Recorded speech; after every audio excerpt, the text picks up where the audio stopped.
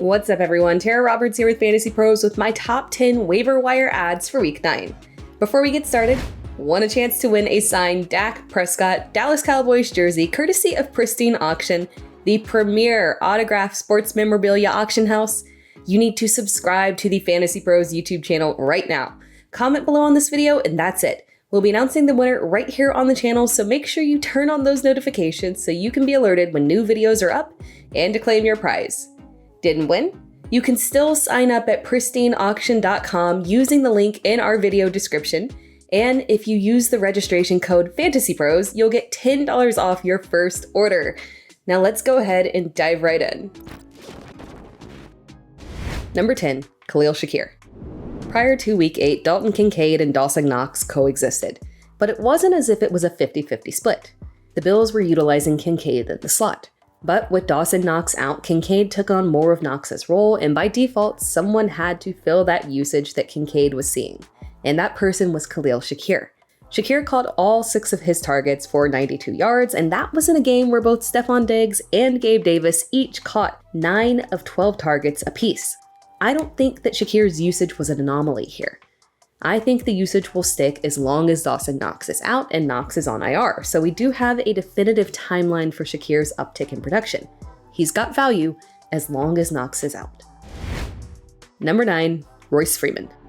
Darrell Henderson is still the lead back here. Henderson had more carries and snaps for the second week in a row, but the dominance is not that dramatic. Henderson had 12 carries this week and Freeman had 9 carries. Henderson's receiving upside and slight edge in carries ultimately gives him the fantasy value that's a little bit higher. But Freeman's involvement does make him worthy of a roster and a potential RB3 or low-end flex option for teams that are running thin on running backs due to injuries or bye weeks. This week, Freeman got the touchdown to boost that fantasy production, and next week's matchup is against Green Bay, so he should continue to see his success in an excellent matchup. Number 8, Rasheed Shahed. I've had Rasheed Shahed on this list before, and I will continue to lead the campaign for rostering Rasheed Shahed in all fantasy leagues. You know exactly what you're getting in Rasheed Shahed. A big play receiver that can have a top 12 week literally off of just a couple of catches. Shahed caught all 3 of his targets this week for 153 yards and 1 touchdown. Derek Carr likes him, trusts him, and he will not hesitate to chuck the ball downfield in Shahed's general vicinity, feeling very confident that he'll come down with it. Shahed doesn't really have a stable floor, but that's a given. That's kind of the beauty of it though. You know exactly when to turn to Rasheed Shahed. When you're in a difficult matchup and need a high upside play, he is the guy that you need to grab. Number 7, Demario Douglas. After finally getting some respect on his name, Kendrick Bourne unfortunately suffered an injury. Juju Smith-Schuster had a touchdown this week, but don't let that fool you. It is very clear Demario Douglas has leapfrogged both Juju Smith-Schuster and Devontae Parker, and I believe his production is here to stay. Douglas had 5 receptions on 7 targets for just 25 yards, but Mac Jones had just 161 passing yards, so all things considered, not that bad. Bourne had 3 receptions on 4 targets for 36 yards in the touchdown. Juju had the 1 catch for the touchdown, and Devontae Parker had just 1 catch. Now, by no means is this a league-winning type of pickup. New England has a lot of issues here, and Mac Jones is just trying to hold on to his job. But the Patriots have one of the most pass-friendly upcoming schedules, and Douglas is a cheap ad for depth that could pay off. Number 6, Amari Demarado. James Conner is eligible to return from IR in Week 10. Notice I said eligible, not actually set to return, because this is not like the IR stint for Devon Achane, where Miami has made it fairly clear that we should expect him to be back when he is eligible. Arizona hasn't really been forthcoming with details around Conner's injury in terms of a timeline or severity. Amari Demarado is the lead back in Conner's absence. If you were skeptical in Week 8, I can understand it. He'd just come off a game where he looked like he was a complete waiver wire bust. But we talked about this last week. That game was just a strange game where he actually took the most snaps at running back. So this right here was actually 3 weeks in a row where he has taken the most snaps and 2 weeks in a row of dominating backfield touches. 20 carries this week for 78 yards and 1 reception. Amari Demarado is the RB1 for Arizona, and he is worthy of a roster.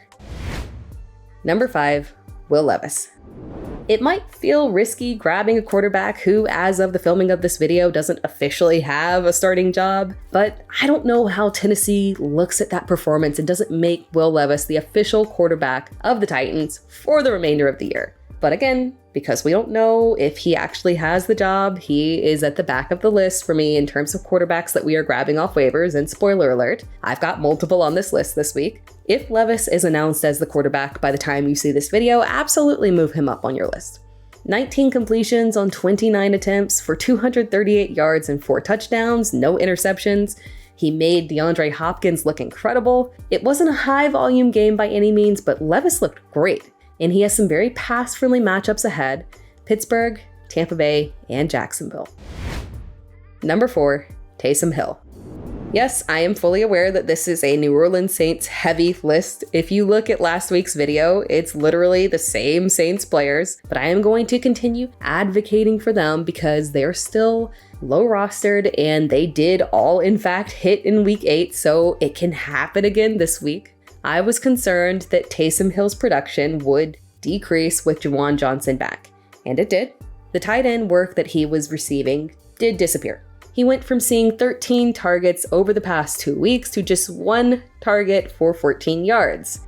But he was still used as a gadget and had 1 completion for 44 yards and 9 carries for 63 yards and 2 touchdowns. Again, Tamm Hill is a gadget, but he's a gadget that the Saints coaching staff loves and will continue to use. And in a tight end landscape where Tommy Tremble was one of the better performers this week, you can do a lot worse than Tamm Hill. Number 3, Derek Carr. Derek Carr was on my list last week, and here he is again. I know that it makes people uncomfortable starting Carr, and it really just boils down to one simple fact. He's a high-volume quarterback with one of the sneakiest talent receiving cores in the entire league. Chris Olave, Rasheed Shahed, Michael Thomas, plus the luxury of Alvin Kamara, it's a good situation. And aside from one bad performance against Carolina earlier in the season, Carr has hit 300 passing yards in every game where he has been completely healthy. He's had 3 straight games over 300 passing yards, 4 total touchdowns, and about 18 fantasy points per game. As a streaming quarterback, that will get you a low-end QB1. We lost multiple quarterbacks this week: Kirk Cousins, Matt Stafford, and while it may not seem super impactful, the streaming quarterback pool potentially got smaller with injuries to Kenny Pickett and Desmond Ridder being pulled from the game to be evaluated for a concussion, and then being cleared but sat for the remainder of the game. On top of all of that, we've got 4 teams on a bye week this week. We're going to be really thin at quarterback. Carr is a fine, stable option in a good matchup against Chicago this week. Number 2, Trey McBride. Trey McBride wasn't on my waiver wire list last week because the Zach Ertz news happened too late. Adding Trey McBride is a no-brainer. He's a second-year tight end who has experience starting last year with Ertz out. So now, he is the experienced tight end 1 in a receiving core where now he's probably the second look behind Marquise Brown. And he's got Kyler Murray coming back soon. On Sunday, McBride had 10 receptions on 14 targets for 95 yards and a touchdown. You could say a decent part of that was garbage time production, and that's true. I'm not really sure that it particularly matters if you expect Arizona to be bad and provide garbage time on a regular basis. We never turn our nose ups to a lead tight end with the potential to be the second look in his offense. Number 1, Sam Howell. I understand you might call me crazy for having Sam Howell as my number 1 waiver ad of the week, but it is time to hit the waivers and make that claim on Sam Howell because there are a lot of teams that dropped him last week after that poor performance. This week, Howell completed 39 of a ridiculous 52 passes for 397 yards and 4 touchdowns. He had over 30 fantasy points, and it was literally all with his arm. There was no rushing upside. Quarterbacks, again, could be very slim next week. There is no denying Howell is a risky start. For every 300-yard game that you get, he can easily turn around and give you less than 200 for 0 touchdowns. He's up and down, but at this point, he is a quarterback that can literally throw your fantasy team on his back in a pinch. He is an excellent streaming option for teams that are struggling and trying to make a playoff push and need that high upside quarterback that can give you a win. Howell faces New England this week, a defense that has had mixed results. He is the top waiver wire ad. Thanks for watching this video, and remember, want a chance to win a signed Dak Prescott Dallas Cowboys jersey courtesy of Pristine Auction, the premier autographed sports memorabilia auction house? You need to subscribe to the FantasyPros YouTube channel right now. Comment below on this video, and that's it. We'll be announcing the winner right here on the channel, so make sure you turn on those notifications so you can be alerted when new videos are up and to claim your prize. Didn't win? You can still sign up at pristineauction.com using the link in our description below. And if you use the registration code FantasyPros, you'll get $10 off your first order.